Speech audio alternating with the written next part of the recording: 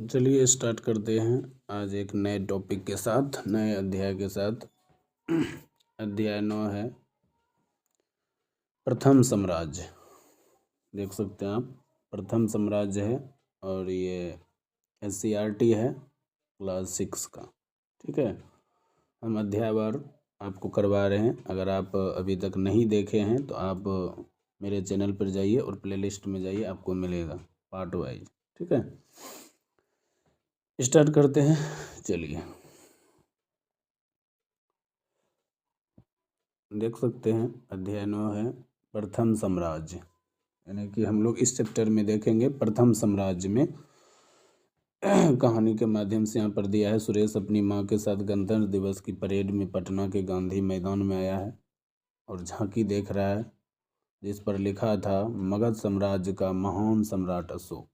यानी कि आज हम लोग जो है ना मगध साम्राज्य के महान सम्राट अशोक के बारे में जानेंगे। ठीक ना, आगे बढ़ते हैं। दिया है कि अध्याय 7 में आप लोगों ने 16 महाजनपदों के बारे में पढ़ा है। ठीक ना, यहाँ पर दिया हुआ है सब जनपद का, मौर्य साम्राज्य उस युग के प्रमुख नगर और अभिलेख। ठीक ना, दिया हुआ है, देख सकते हैं, सभी का नाम दिया हुआ है। ठीक ना, कंधार है, तक्षशिला देखिए यहाँ पर, लुम्बिनी यहाँ है,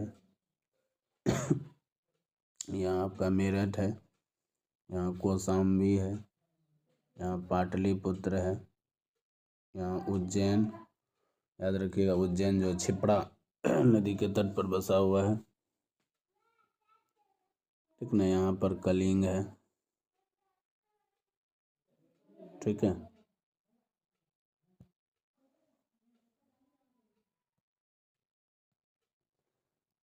चलिए बढ़ते हैं।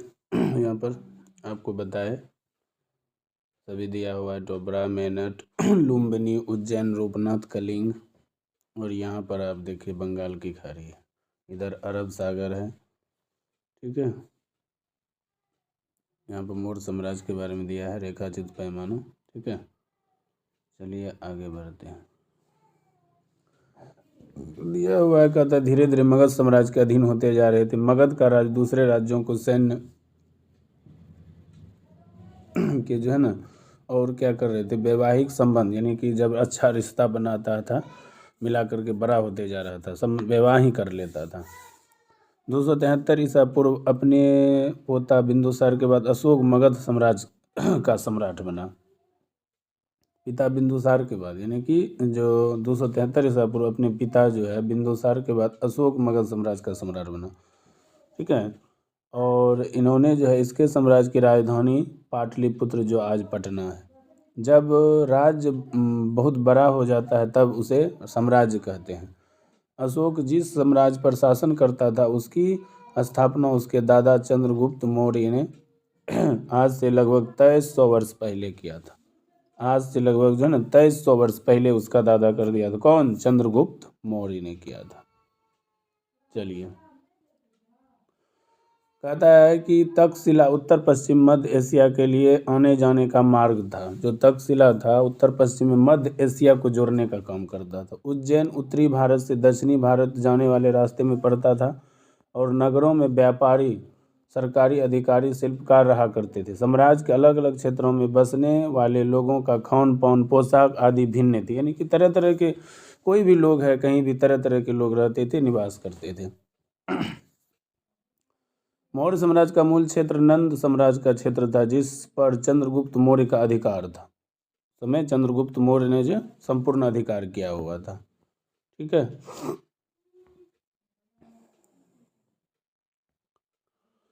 इसमें उत्तर और मध्य भारत का मुख्य भाग शामिल था। स्वयं चंद्रगुप्त ने पश्चिमोत्तर में गांधार एवं कश्मीर, पश्चिम में सौराष्ट्र एवं दक्षिण में कर्नाटक तक विजय अभियान किया था। यहाँ की लगातार जीतते जा रहा था और अपने में मिलाते जा रहा था।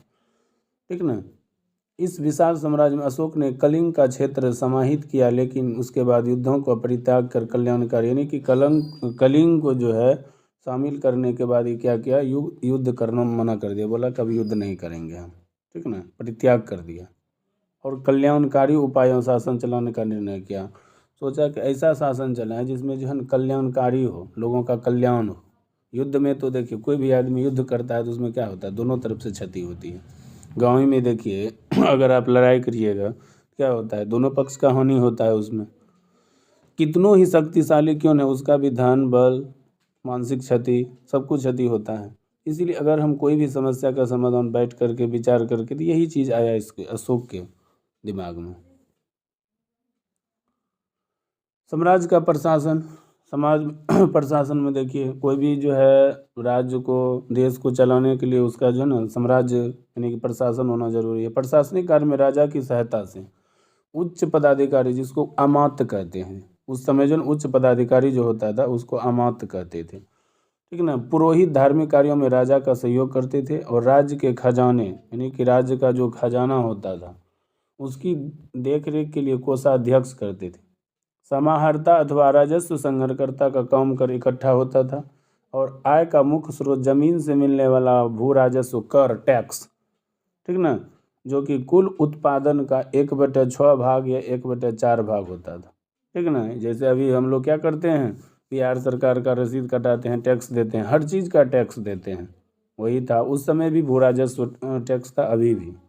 अभी भी सबसे ज़्यादा अगर हम लोग टैक्स देते हैं तो वही देखिएगा, रसीद कटाते हैं ना, टैक्स देते हैं आप सरकार को, बिहार सरकार को। जौन जौन राज्य में रहता है सब अपने अपने सरकार को टैक्स भरता है, इसी से उसका खजाना भरता है।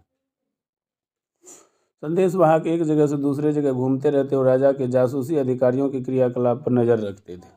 गुप्त जैसे होता है ना गुप्त पुलिस बल, उस तरह से उसी तरह से कौन किसके बारे में सही गलत क्या बोल रहा है, क्या चल रहा है राज्य में, उसका भी देख रेख होता था। मौर्य साम्राज्य के भीतर कई छोटे छोटे प्रांत थे। इनमें 4 प्रांत मगध, तक्षशिला, उज्जैन एवं स्वर्णगिरि प्रमुख थे। अशोक अपनी राजधानी पाटलिपुत्र से शासन करता और प्रांतों की देखभाल राजकुमार करते थे, ठीक ना, बटा हुआ था।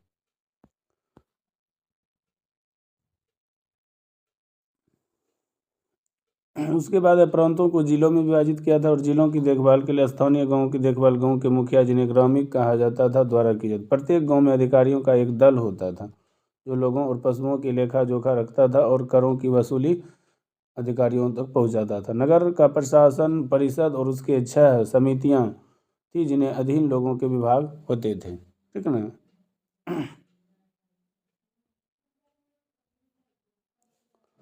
यानी कि जैसे हम लोग क्या करते हैं अभी पशु सबके बारे में, गाय भैंस सबकी गिनती जनगणना जब होता है, शिक्षक लोग आकर के करते हैं, तो उस समय राजा महाराजा के समय में भी लोग जो है ना देखता था कहाँ क्या है, पूर्ण रूप से उसके ध्यान रखा जाता था।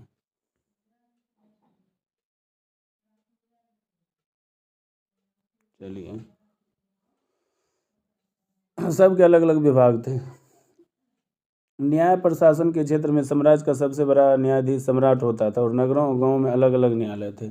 बहुत सारे मामले साधारण पंचायतों में, यानी कि कुछ छोटा मोटा चीज़ तो पहले के दौर में हम लोग भी देखे हैं, क्या होता था पंचायत में ही निर्णय लें, नीचे के न्यायालय में के विरुद्ध ऊपर के न्यायालय में अपील करने का नियम था, आज भी है। अगर आपका जो है क्या कहते हैं अनुमंडल न्यायालय निर्णय नहीं देता है तो जिला में जाइए, जिला नहीं दे पा रहा है तो हाईकोर्ट में जाइए, ठीक है ना। जैसे हम लोग जाते हैं हाईकोर्ट पटना, ठीक है ना, उसी तरह से अगर वहाँ फैसला नहीं दे पाया तो आप सुप्रीम कोर्ट जाइए दिल्ली। ये पहले भी था। सम्राट चाहता था कि न्यायाधीश जहाँ तक संभव हो अपने फैसले में और दंड देने में उदारता बरते, यानी कि जो न्यायमूर्ति सब होते हैं, जो न्यायाधीश जज वगैरह सब होते हैं, उसको हमेशा कोशिश करना चाहिए कि हम जो फैसला देते हैं उसका प्रभाव पूरे समाज पर पड़ता है, तो सोच समझ के फैसला देना चाहिए। अशोक ने अपने शासन का अधिक मानवीय बताने के लिए प्रजा के हित के अनेक काम किए। उसने मनुष्यों और पशुओं के लिए चिकित्सा खुलवाई। अशोक जो थे उन्होंने मनुष्य के लिए भी अस्पताल खुलवाया और पशुओं के लिए भी, जहाँ गरीबों की निःशुल्क चिकित्सा प्रदान की जाती थी, उन्हें औषधियाँ भी उपलब्ध कराई जाती थी। सड़क के किनारे पेड़ लगवाए ताकि मनुष्य पशुओं की छाया मिल सके। सड़क के किनारे जो है ना पेड़ भी लगाए, अभी भी लगाता है बिहार सरकार, बहुत सारे आदमी को जो है ना देखिए वृक्ष लगाने के लिए प्रोत्साहित करता है, रुपया भी देता है महीना महीना, ठीक ना, जल जीवन हरियाली के तहत, ठीक है। आप लोग भी चाहते हैं तो लगा सकते हैं। यात्रियों के लिए जहाँ तहाँ सुख सुविधा उचित प्रबंध प्रशासन के तौर पर किया गया। अशोक के शासन व्यवस्था द्वारा किए गए प्रजाहित के कार्यों की तुलना कीजिए और शासन व्यवस्था कीजिए। मतलब आज के शासन व्यवस्था से बोल रहा है तुलना करने के लिए, अभी जो शासन व्यवस्था और अशोक के समय जो था उसके बारे में बोल रहा है तुलना कीजिए। चलिए आगे बढ़िए। कहता है भारत में आज जहाँ उड़ीसा राज्य है, नोट कीजिए, भारत में आज जहाँ, अगर आप नोट्स बना रहे हैं तो नोट कर लीजिए, उड़ीसा राज्य, वहाँ सम्राट अशोक के समय कलिंग नाम का राज्य था। बहुत ही इम्पोर्टेंट है, याद रखिएगा। ठीक है, जहाँ पर आज उड़ीसा था वहाँ पर कलिंग। ठीक है, अशोक ने कलिंग पर चढ़ाई की थी, घमासान युद्ध हुआ, कलिंग के लोग हार गए, युद्ध में हजारों सैनिक और नागरिक मारे गए, अनेक स्त्रियां बच्चे बेसहारा, और युद्ध जीतकर भी अशोक का मन दुख से भर गया। उसने सोचा युद्ध से लोगों को दुख पहुंचता है, इसलिए वह युद्ध छोड़कर लोगों की भलाई का काम करेंगे। उसने अपने विचारों और संदेश के रूप में चट्टानों पर खुदवाए। उन्होंने, उस समय तो नहीं था कॉपी कलम तो उन्होंने क्या किया, अपने विचारों को चट्टान यानी कि पत्थर पर खुदवाया, जो उसके मन में विचार था।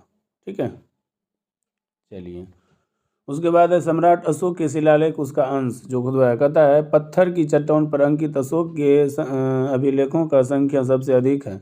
अपने राज्य के रोहतास जिला के अंतर्गत सासाराम से 2 मील पूर्व चंदन पीर नामक पहाड़ी पर अशोक के शिलालेख आज भी दर्शनीय हैं। अशोक ने अपने शिलालेख में क्या क्या खुदवाया, देखिए। कहता राजा बनने के 8 साल बाद मैंने कलिंग युद्ध को जीता, इससे मुझे बहुत दुख हुआ। यह क्यों? जब एक आज़ाद जनपद हराया जाता है तो वहाँ लाखों लोग मारे जाते हैं। देखिए, हार जीत अपनी जगह पे होता है, लेकिन जब आप किसी से युद्ध करिएगा तो युद्ध में बहुत जान माल की क्षति होती है। लेकिन लोग का क्या है, अपना वर्चस्व रहता है कि हम नहीं झुकेंगे चाहे जो भी हो जाए। ठीक ना, अपने मन में ठान लेता है, जिसके कारण से वहाँ के जो बेजुबान लोग हैं वो सब मारे जाते हैं, बिना गलती के मारे। वहाँ रहने वाले ब्राह्मण भिक्षु मारे जाते हैं। ऐसे किसान जो अपने बंधु मित्र दास मजदूरों से नम्रता बर्ताव करते हैं, वे भी युद्ध में मारे जाते हैं और अपने प्रियजनों से बिछड़ जाते हैं। जब हम देखिएगा, जब हम किसी के बारे में पूर्णतः समर्पित रहते हैं, लेकिन अगर वो मेरे साथ किस अलग तरह का व्यवहार करने लगता है, देखिएगा गांव में भी देखिएगा क्या होता है, हम लोग उसको दुश्मन की नज़र से देखने लगते हैं। लेकिन याद रखिएगा, उसको समाप्त करने का प्रयास करना। इस तरह हर तरह के लोगों का युद्ध का बुरा प्रभाव पड़ता है, इससे मैं दुखी होता हूँ। युद्ध से सभी आदमी को क्षति होता है, ठीक ना। और लड़ाई से कभी समस्या का समाधान नहीं। तो हमें क्या करना चाहिए, बैठ करके एक जगह विचार करना चाहिए। इस तरह हर तरह के लोग युद्ध का बुरा प्रभाव पड़ता है, इससे मैं दुखी होता हूँ। इस युद्ध के बाद मैंने मन लगाकर धर्म का पालन किया और दूसरों को यही सिखाया। मैं मानता हूँ कि धर्म व्यवहार से जीतना युद्ध से जीतने से बेहतर है।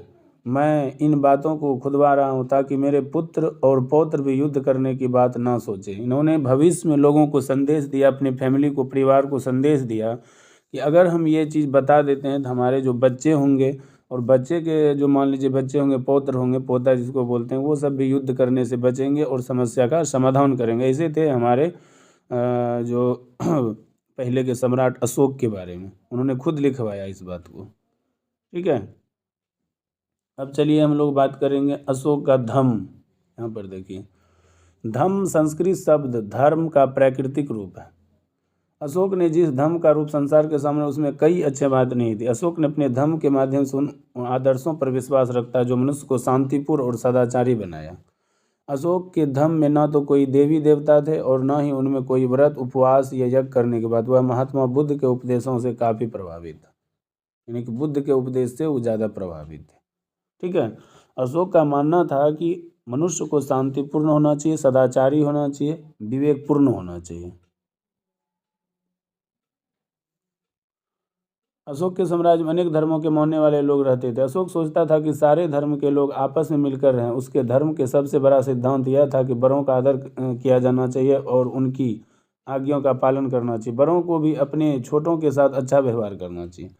देखिए, ये चीज़ आप जानते होंगे कि अगर आप पेड़ बबूल का लगाएंगे तो आम उसमें नहीं फरेगा, यानी कि जिस प्रकार का विचार आप दूसरों को देंगे वही रिटर्न होकर के आता है। इसलिए हमें अच्छा विचार प्रकट करना चाहिए। भाब्रू अभिलेख से, यहाँ इसको भी जान लीजिए थोड़ा, से अशोक का बौद्धिक धर्मावली होना और धम्म तथा संघ के विश्वास करने के संबंध में जानकारी मिलती है भाब्रू अभिलेख से।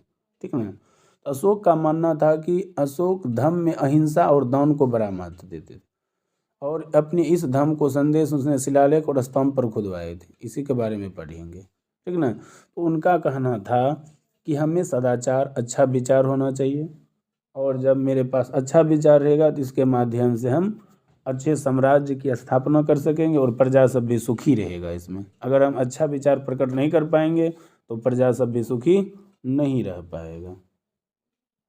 अब देखिए क्या क्या कहा, यहाँ किसी जीव को मारा नहीं जाएगा और उसकी बलि नहीं चढ़ाई जाएगी। पहले राजा की रसोई में सैकड़ों जानवर रोज मांस के लिए मारे जाते थे, पर अब सिर्फ 3 जानवर मारे जाते हैं, 2 मोर 1 हिरन। ये 3 जानवर भी भविष्य में नहीं मारे जाएंगे, ठीक ना। दूसरा था, लोग तरह तरह के अवसरों पर तरह तरह के संस्कार कहते हैं। जब बीमार पड़ते हैं, जब लड़के लड़कियों की शादी होती है, जब बच्चे पैदा होते हैं, जब यात्रा पर निकलते हैं आदि।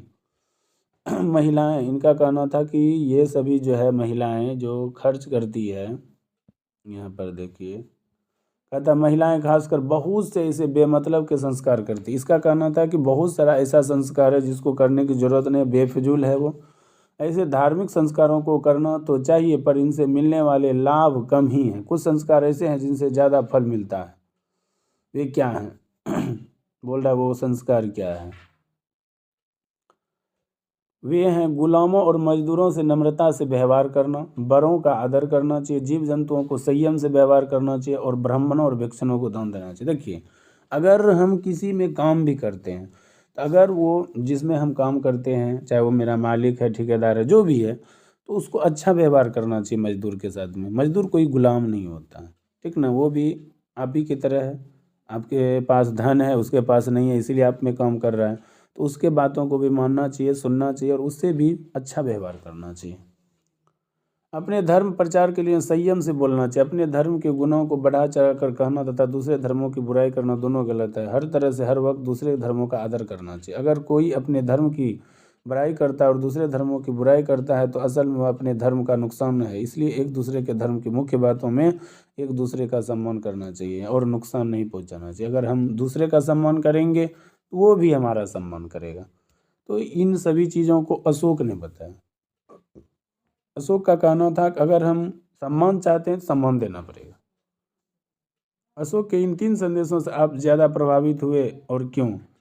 अपने बोल रहा है मित्र से, साथी से चर्चा कर सकते हैं आप इसके विषय में। अशोक ने अपने अधिकारियों को यह निर्देश दिया कि वह इन संदेशों में उन लोगों को भी पढ़कर सुनाए जो खुद नहीं पढ़ सकते हैं। पहले के ज़माने में अभी भी कुछ ऐसे आदमी हैं गांव में, देखिएगा, जो पढ़े लिखे नहीं हैं, तो उसको लोग पढ़ करके समझा सकता है, सिखा सकता है। तो अशोक ने अधिकारी को निर्देश दिया कि जो मूर्ख व्यक्ति हैं, जो शिक्षित नहीं है, उसको भी पढ़ के बताइए, समझाइए। वर्तमान जहानाबाद जिले में बराबर पहाड़ी के 3 गुफाओं की दीवारों पर अशोक के लिए उत्कीर्ण मिले हैं। इसमें अशोक द्वारा आजीविका संप्रदाय के साधुओं से आवास के लिए गुफा दान में दिए जाने का विवरण सुरक्षित किया है। उनकी संदेश राजाज्ञां विभिन्न लिपियों में लिखी गई। अधिकांश राजाज्ञां ब्राह्मी लिपि में, याद रखिएगा, अशोक की अधिकांश जो है बातें ब्राह्मी लिपि में लिखी गई है। उस समय भारत में अधिकांश भूभाग में इसी लिपि का प्रचलन था, ब्राह्मी लिपि का। ठीक है, कौन लिपि का? ब्राह्मी लिपि का था। आगे बढ़िए, इसको भी जानिए। 1837 में जेम्स प्रिंसेप नामक 1837 ईस्वी में जेम्स प्रिंसेप नामक अंग्रेज विद्वान ने सर्वप्रथम ब्राह्मी लिपि को पढ़ा था, ठीक ना। और इसमें देखिए यहाँ चट्टान पर, यहाँ देखिए चट्टान पर खुदा संदेश, यहाँ अशोक के द्वारा ब्राह्मी लिपि में चट्टान पर देखिए है ना, ब्राह्मी लिपि में यही है, खुदवाया गया है। और इसको पढ़ के जो पढ़े लिखे व्यक्ति नहीं थे उसको बोल रहा था बताने के लिए, इसको पढ़ के बताइए, ये नहीं जान रहे हैं तो, ठीक है ना। ये थे अशोक महान। अब चलिए आगे बढ़िए। कहता अशोक अपने संदेशों में दूसरे देशों में भी पहुंचाया। उसके अधिकारी मिस्र, यूनान, बर्मा आदि देश में गए। जो है ना, अशोक जो थे उसका सोचना था कि मेरी बातों को जो है ना दूसरे देशों में भी पहुंचाया। अशोक के ने अपने पुत्र महेंद्र एवं पुत्री संघमित्रा के नेतृत्व अधिकारियों का एक दल श्रीलंका भेजा, याद रखिएगा, ठीक है ना। अशोक की प्रजाएं राजा चट्टानों के साथ साथ बलुआ पत्थर के ऊंचे स्तंभों पर भी खोदी गई। स्तंभों पर की गई देखिए यहाँ पर अशोक का ये चित्र, अशोक स्तंभों पर की गई पॉलिश आज भी शीशे की तरह चमकती है। प्रत्येक स्तंभ शीर्ष हाथी, सांड या सिंह की प्रतिमा बनाई गई है। सारनाथ के स्तंभ के शीर्ष पर 4 सिंह बनाए गए हैं। 26 जनवरी 1950 को जब देश गणतंत्र बना तो चारों सिंह और इस बनावट को राष्ट्र चिन्ह के रूप में स्वीकार किया गया। इसको राष्ट्र चिन्ह के रूप में स्वीकार किया गया है, देख सकते हैं, ठीक है ना, राष्ट्र चिन्ह के रूप में। भारत का राष्ट्र चिन्ह एक गोलाकार शीर्ष फलक पर एक पीछे बैठे 4 सिंहों का आकृति है। चित्र में चौथा सिंह दिखाई नहीं देता है, जिसके माध्यम से एक 24 तीलियों युक्त चक्र पहिया है। इसके शीर्ष पर एक हाथी, एक दौड़ते हुए घोड़े, एक सांड और एक सिंह की ऊंची उभार युक्त आकृति अलंकृत है, जो मध्यवर्ती चक्र को विभाजित करता है। चिन्ह के नीचे की ओर सत्यमेव जयते देवनागरी लिपि में अंकित है, अर्थात सत्य की विजय होती है। देखिएगा, बहुत सारा मूवीज में, बहुत सारे लोगों के लोकोक्ति में या कोर्ट कचहरी में याद रखिएगा, और लोग जब खास करके मुसीबत में होते हैं, दिक्कत में होते हैं, तो लोग एक दूसरे को ढांढस बताता है कि भाई सत्य की जीत होगी, चिंता मत कीजिए। बिहार के पूर्वी चंपारण जिले में अरेराज के समीप स्थित लोरिया का अशोक स्तंभ दर्शनीय है। बाकी बोल रहा है चर्चा कर सकते हैं आप, तिरंगा के अलावा कहाँ कहाँ देखे हैं, देख लीजिए यहाँ पर फोटो में। ये अशोक के समय में बनाया गया है, देखिए। आगे बढ़ते हैं, यहाँ देखिए लिखा हुआ है, चलिए, लिखा हुआ अशोक के शासनकाल की कुछ अन्य कलाकृतियाँ। बिहार के रामपुरवा में मिले अशोक स्तंभ हिस्सा बीच वाली तस्वीर, अभी इसे राष्ट्रपति भवन में रखा गया है। आप देख लीजिए, ये वाला बीच वाला जो तस्वीर है, ये इसको राष्ट्रपति भवन में रखा गया है, ठीक है। चलिए बढ़िए। इस प्रकार आप लोग सम्राट अशोक के साम्राज्य के विस्तार, शासन व्यवस्था, न्यायपालिका और उसके धर्म में निहित तथ्यों को जाना समझा। आपने कई राजाओं के बारे में पढ़ा होगा, क्या अशोक आपको इन सबसे अलग लगता है? चर्चा कीजिए, क्या अलग लगता है, देख ना। यहाँ पर देखिए, बिहार के चंपारण जिले के मठिया नामक ग्राम में निकट लोरिया नंदगढ़ का स्तंभ चित्र, ये स्तंभ है, ठीक है ना, सबूत के तौर पर। अब जो हम लोग पढ़े अशोक के बारे में, कुछ प्रश्न को देख लेते हैं, याद कर लेते हैं, ठीक है। चलिए,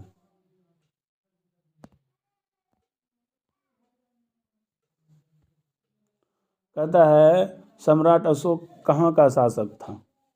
मगध का शासक था, ठीक है, मगध का। किसके उपदेश ने सम्राट अशोक को प्रभावित किया? तो महात्मा बुद्ध के उपदेश ने, उसी के उपदेश से उन्होंने क्या किया था? युद्ध करना छोड़ दिया, बोला युद्ध नहीं करेंगे अब हम। अशोक साम्राज्य में प्रशासन का उच्च पदाधिकारी होता था, अमात्य कहा जाता था उसको। किस युद्ध को जीतने के बाद अशोक का मन दुख से भर गया? कलिंग युद्ध, ठीक है ना। उसके बाद है सर्वप्रथम ब्राह्मी लिपि को किसने पढ़ा? 1937 में क्या पढ़ा था?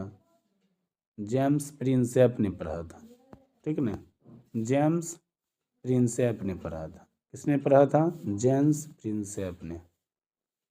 देख लीजिए, इसको तो यहाँ भी देखे थे हम लोग 1837 में, सॉरी 1837 में जेम्स प्रिंसेप ने पढ़ा था। तो ये था आज का चैप्टर आपका प्रथम साम्राज्य। आपको यह चैप्टर कैसा लगा ज़रूर कमेंट बॉक्स में लिखिएगा, और अधिक से अधिक अपने साथियों में शेयर कीजिएगा। जितना ज़्यादा शेयर करेंगे उतना ज़्यादा जो है और भी हमको कंटेंट बनाने में अच्छा लगेगा, मेहनत करने में अच्छा लगेगा। आप लोगों का प्यार इसी तरह से बना रहे। थैंक यू, जय हिंद।